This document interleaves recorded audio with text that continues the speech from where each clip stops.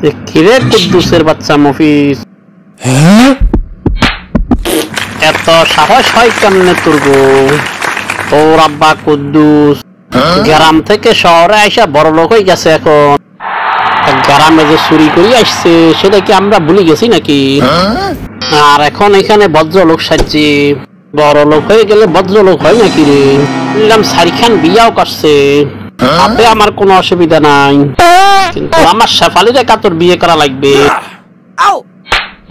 তোরা জানোস না শেফালি আমার গার্লফ্রেন্ড। তোর মতো পাগল তুই শেফালিরে বিয়ে করবি কেমনে? এই চিন্তা আসলো কেমনে তোর মাথায়?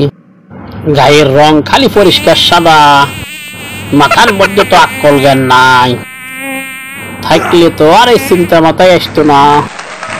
শুন, গায়ের রং গোরা তাই বলে একদম অস্ট্রেলিয়া ফাটাই দিব মারি। আর শেফালিরে বিয়ে করার চিন্তা মাথায় আসতো না। এরে শামসু, আমি জানি না কি ওটা তোর গার্লফ্রেন্ড। আমি তো সেটা জানতাম না। আর তুই সেজন্য আমার গায়ে হাত তুললু। আমি আব্বার কাছে এটার জন্য বিচার দিব? আমি পাগল তাই বলে আমি বিয়ে করব না। আমার বিয়ের বয়স শেষ হয়ে গেছে। তা তোর গার্লফ্রেন্ড